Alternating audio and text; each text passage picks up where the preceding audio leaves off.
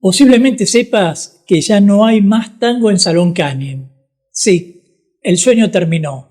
Pero si quieres enterarte por qué se hizo tan famoso, aquí te lo voy a contar. Seguime hasta el final.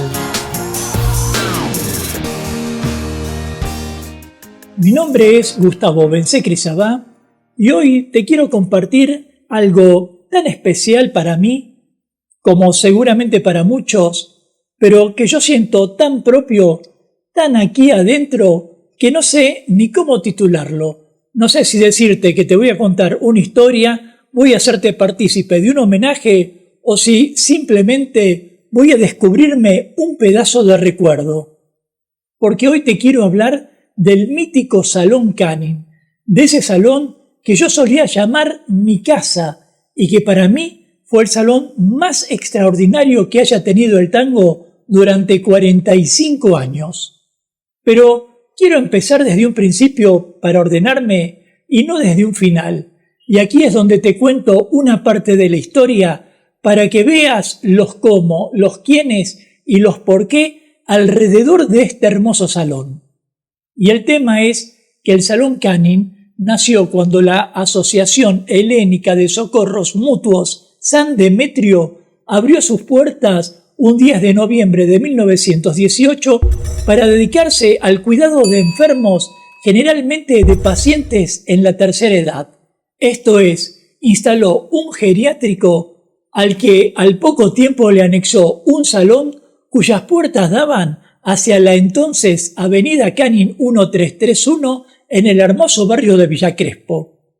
El nombre de Canning fue puesto en honor a George Canning, secretario de Relaciones Exteriores del Reino Unido, que participó en la independencia argentina frente a los españoles, aunque con la esperanza de que Argentina fuera una perla más en la corona británica. Sea como fuere, sobre la entonces Avenida Canning, el salón se diseñó de manera cuadrada, no porque se dispusiera imaginativamente ese formato, sino porque se respetó un concepto de belleza que desarrollaron los griegos y que se basaba en la simetría. De modo que, si el lado izquierdo era igual al lado derecho, había equilibrio y por lo tanto belleza. Y en esto debo reconocer que el arquitecto o quien ideó esa forma cuadrilátera acertó en ese aspecto, porque el salón se hizo ideal para que todos los miembros que estuvieran allí pudieran verse por igual aún habiendo un escenario.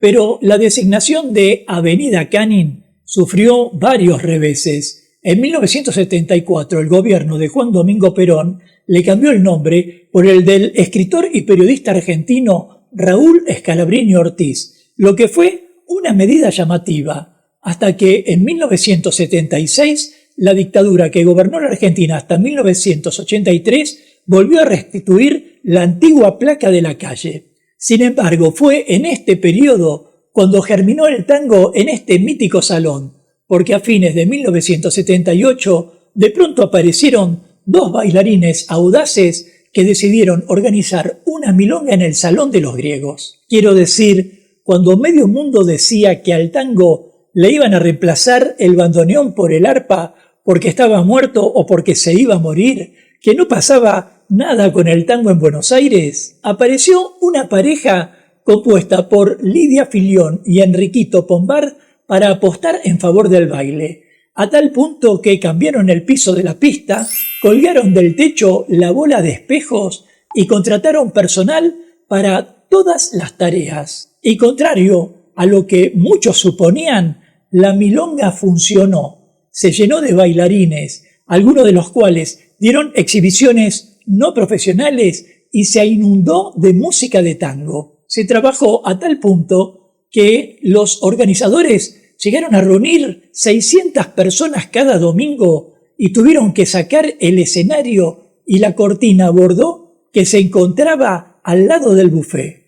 Y allí se dio el encuentro para que alguien tomara la posta, porque mientras Lidia y Enriquito organizaban más milongas en Canning, le compartieron el espacio a Darío Rodríguez, más conocido como El Gallego, que por entonces trabajaba de mozo y a su mujer Adela Ángela Aletti, más conocida como la galleguita Adela, que trabajaba en el guardarropa. Así que, mientras continuaban los pioneros, Adela y el gallego abrieron las puertas de su primera milonga un 5 de diciembre de 1982, a la que bautizaron con el nombre de A Puro Tango, una milonga de lunes que luego pasó a funcionar todos los días con un éxito descomunal.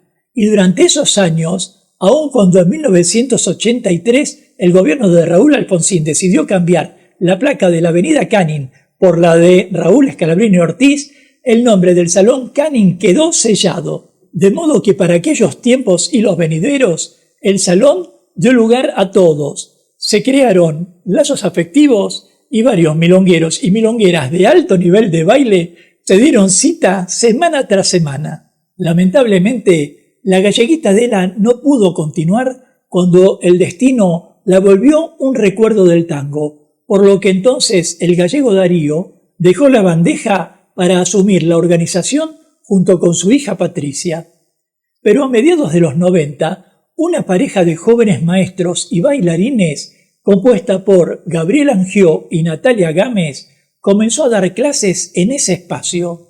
Una pareja que llevaría a un amigo que pondría un pie en Canning y que afirmaría su paso allí por al menos 24 años. Y me estoy refiriendo a Omar Viola, al organizador de la milonga paracultural que le dio al tango una impronta distinta, juvenil, transgresora y pujante. Un mago, si se me permite el término, que tenía la facultad de encontrar el modo de convertir los sueños de tango en realidad. A ver si puedo ordenarme.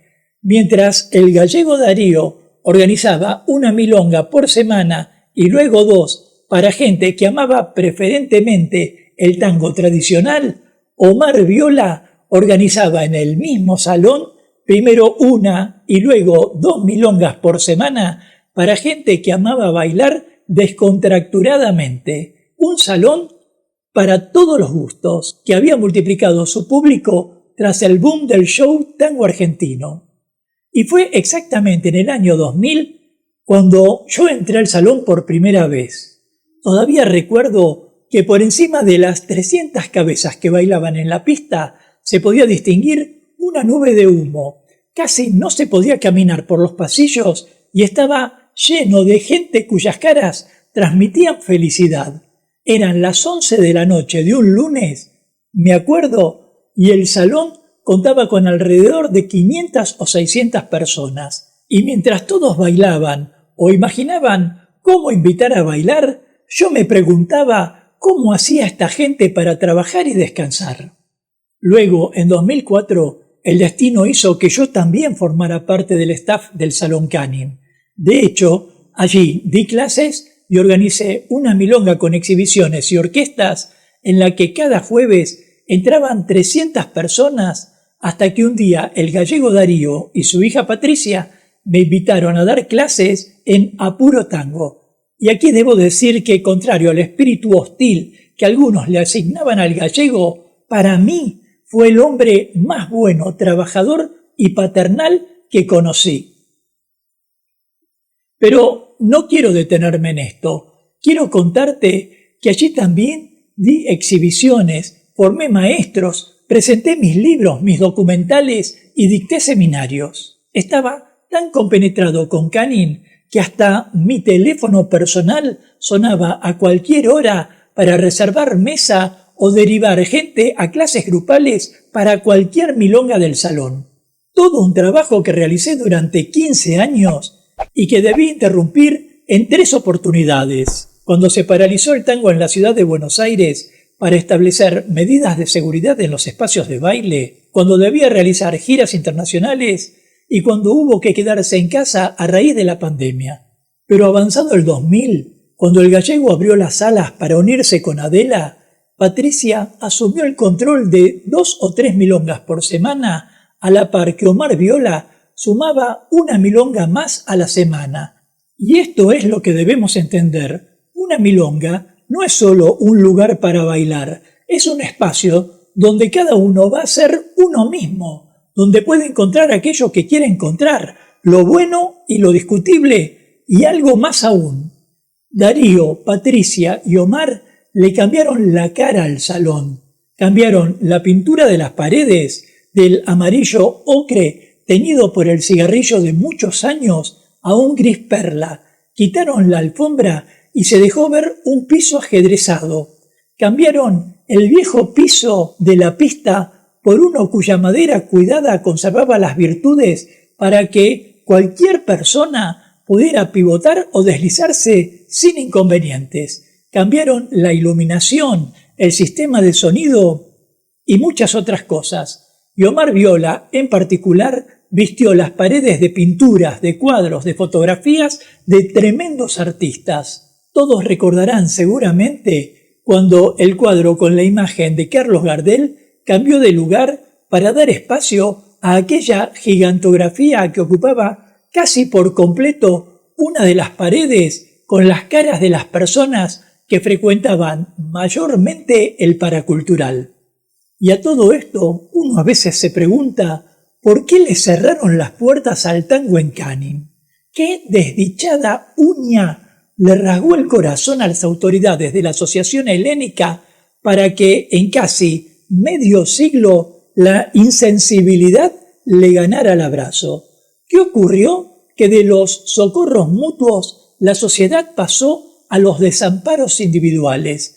Y este es un caso personal, digamos, porque también pasamos hace algunos años por otras tantas experiencias en contra del tango que no quiero mencionar aquí. Yo entiendo que las cosas cumplen su ciclo, pero suele existir un axioma que dice, si funciona no lo cambies. Y lo cierto es que el tango, luego del fútbol, registra el mayor ingreso de divisas en la ciudad. Cerrar un espacio de tango significa, entre otras cosas, cerrar un espacio de nuestra cultura, herir la economía de nuestra ciudad y maltratar a miles de estudiantes, bailarines y maestros, además de organizadores, que dedican su vida a esta actividad. Si estás de acuerdo conmigo o no, déjamelo en los comentarios y de paso forma parte de la comunidad Tango Milonga suscribiéndote ya a este canal y activando la campanita de notificaciones para enterarte rápidamente de cuándo aparecerá el próximo video de clases, cultura o actualidad de tango argentino. Sea como fuere, la suerte está echada. Los que formábamos parte de Canning, desde organizadores hasta gente de la milonga, ahora estamos dispersos, deambulamos por las milongas como si tuviéramos que superar un exilio. Pero no queda más remedio que reubicarse, que adaptarse para continuar con esta hermosa disciplina que nos identifica y de la que todos somos parte. Por eso, vaya un adiós al Salón Canning y queda una historia profunda en la caja de los recuerdos amorosos. El sueño terminó, pero el tango sigue vivo.